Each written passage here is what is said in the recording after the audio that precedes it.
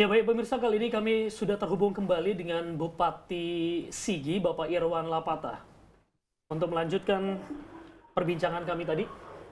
Ya baik, selamat sore Pak Irwan, Pak Bupati. Halo? Baik, selamat Iya, sore Pak Bupati. Sudah iya, bisa iya, Pak. mendengarkan suara kami dengan jelas Pak Bupati? Iya, dengar Pak, iya. Baik, Kresek-kresek, ya. baik Iya, bersama Arya Tanju dan Yunita di sini Pak Bupati.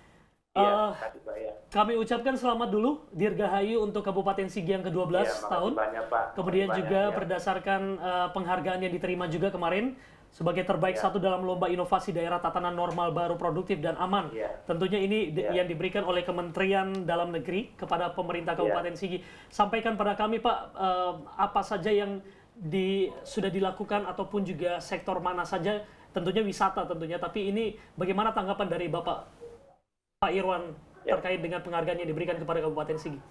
Bagaimana Pak? Terkait dengan apa Pak? Terkait dengan? Penghargaan terbaik satu yang diberikan kemarin. Oh iya, makasih banyak Pak. Jadi yang pertama sebenarnya kalau kita lihat ini terkait dengan komitmen dan kesigapan daerah. Artinya semua daerah itu bisa untuk melakukan dan meraih hal tersebut. Namun mungkin karena memang waktu yang diberikan pada saat untuk penyampaian itu hanya 2 hari. Nah di 2 hari itu kita harus bisa membuat inovasi. Ya ada 3 dinas waktu itu, pariwisata, kemudian dinas Perindakop terkait dengan pasar, Oke. dan yang ketiga yakni PTSP pelayanan terpadu satu pintu. Nah itu yang kita kirimkan karena itu permintaan sesuai format. Nah tentunya hal ini harus didesain dengan baik berdasarkan strategi dan hal-hal yang terkait dengan OPD itu sendiri. Nah ini kami diskusikan sehingga masing-masing dinas, jadi hanya 2 waktu itu yang kita kirim, PTSP dan pariwisata.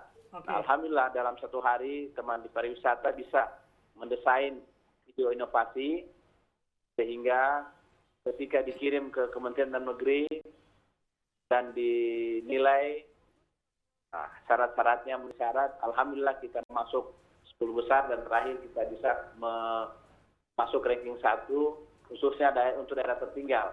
Karena ada kategori daerah tertinggal, daerah yang sudah baik dan lain sebagainya, itu dibagi. Baik Pak Bupati, apakah itu sudah termaksud dengan unsur-unsur penilaian dalam mengikuti lomba Pak?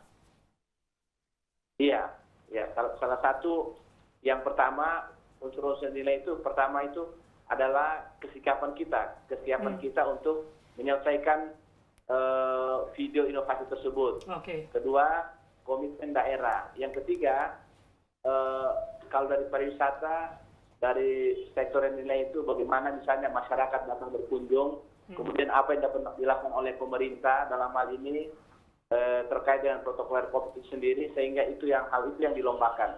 Oke. Dari hasil dan daftar penilaian itu, alhamdulillah Kabupaten Sigi bisa menjadi yang terbaik di antara beberapa daerah terpencil lainnya, daerah tertinggal lainnya. Baik, Pak Bupati, inovasi-inovasi apa saja yang sudah dilakukan oleh Kabupaten Sigi, terutama juga di masa pandemi kemarin, terkait dengan Ya. COVID-19?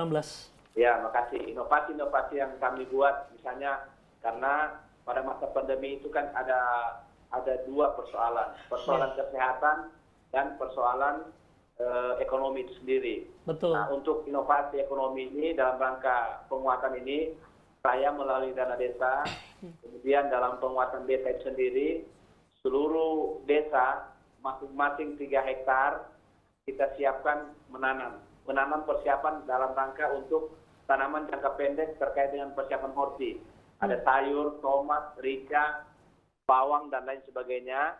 Ini dikuatkan ketika nanti panen, yang diberikan ini adalah masyarakat kecil yang di sekitar itu. Jadi mereka mengambil secukupnya dan melalui desa, ya bila perlu itu yang dibagi ke masyarakat kecil.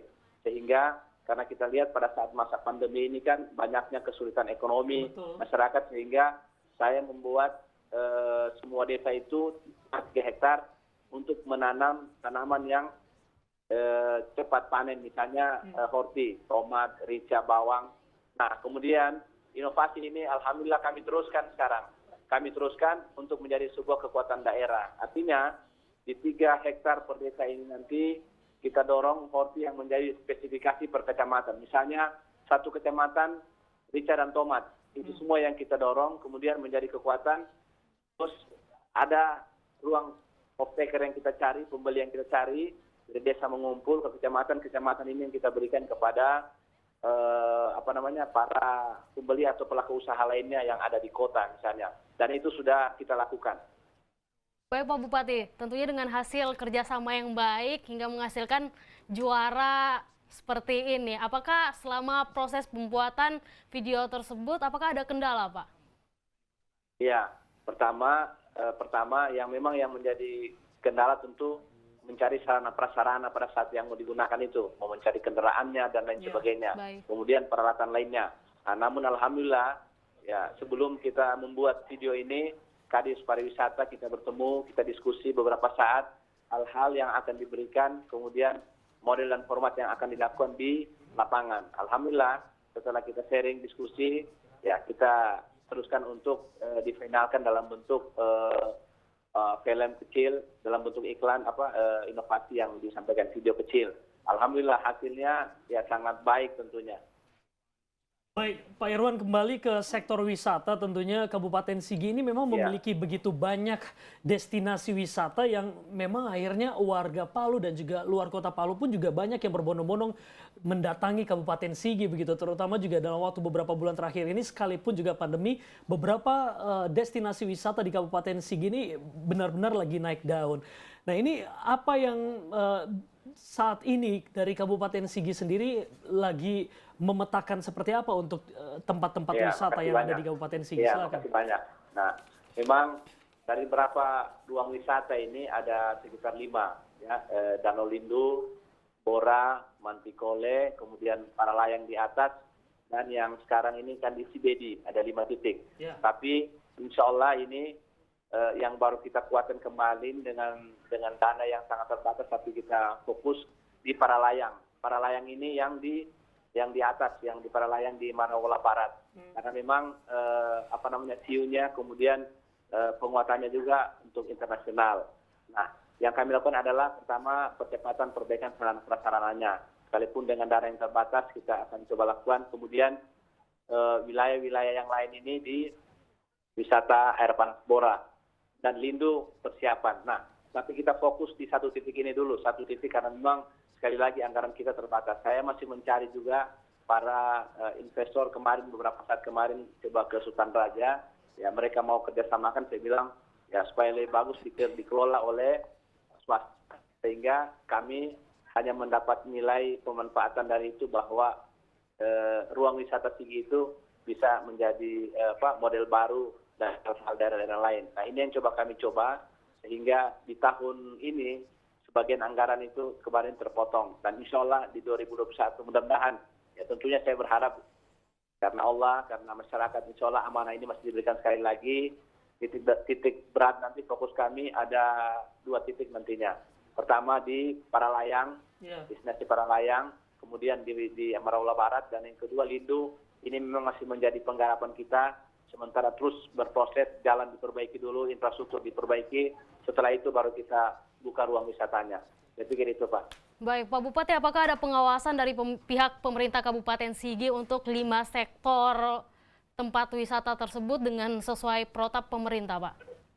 Iya, kalau yang sekarang ini kan terkait dengan wisata wisata yang ada di atas ini di Paralayang, karena di sana memang rutin full. Ya tentunya ini yang kita kawal melalui protap yang sudah ditentukan, yakni protokoler COVID. Kalau untuk Danau Lindu kan banyak orang berkunjung, disiapkan.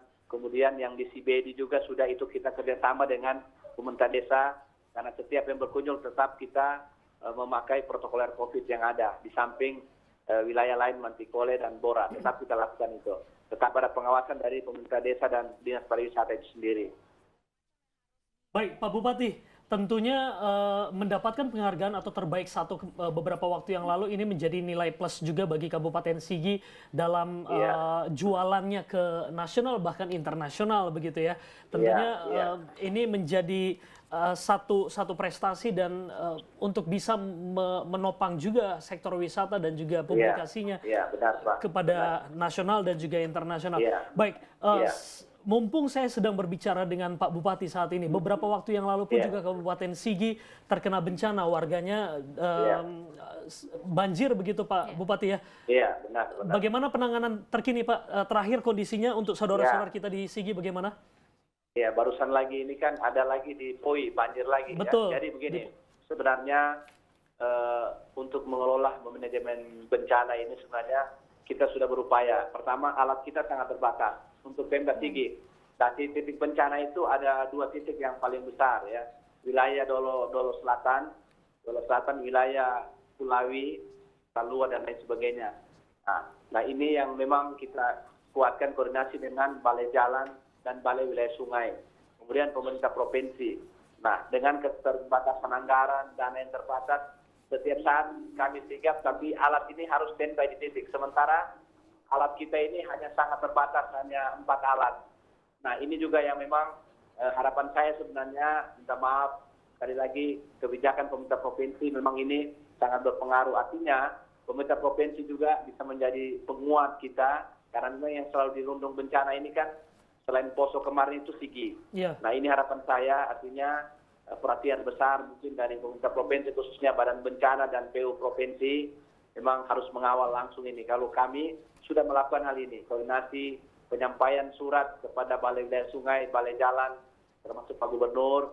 Nah, memang ini harus dikawal ketat lagi. Kalau hanya Pemda Sigi, Pak, yakin tidak akan mampu dengan keterbatasan biaya, dana, dan peralatan.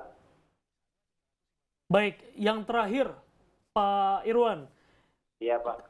Kami ingin mendengarkan closing statement dari Pak Irwan, termasuk juga apa yang ingin disampaikan sebagai pimpinan daerah Kabupaten Sigi terkait juga ulang tahun yang ke-12, kemudian juga mendapatkan predikat terbaik 1 kemarin di sektor wisata, daerah tertinggal begitu ya.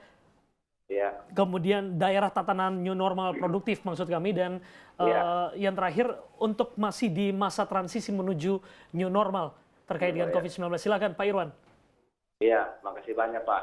Jadi yang pertama tentu terkait dengan ulang tahun ke-12, tentu Sigi harus lebih tetap kuat. Artinya ketika kuat, kita sudah melewati proses bangkitnya dari bencana, kemudian masuk di wabah COVID. Alhamdulillah ini terus berjalan dan bisa terkendali. Sekalipun memang kita tahu bahwa kerugian daerah pada saat itu 11,1 triliun.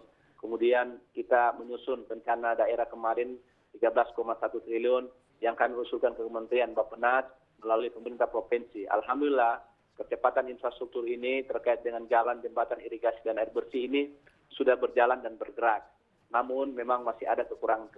Kekurangan inilah yang memang menjadi kendala. Misalnya terbatasnya anggaran, kekurangan alat, kemudian koordinasi kami tetap kuatkan dengan pemerintah pusat dan provinsi dalam hal penanganan bencana. Sekali lagi kami tidak akan mampu sendiri. Tentu harapan saya yang paling besar adalah dukungan pemerintah provinsi terkait dengan peralatan dan komunikasi kebijakan dengan pemerintah pusat dalam hal ini, Balai Wilayah Sungai dan Balai Jalan.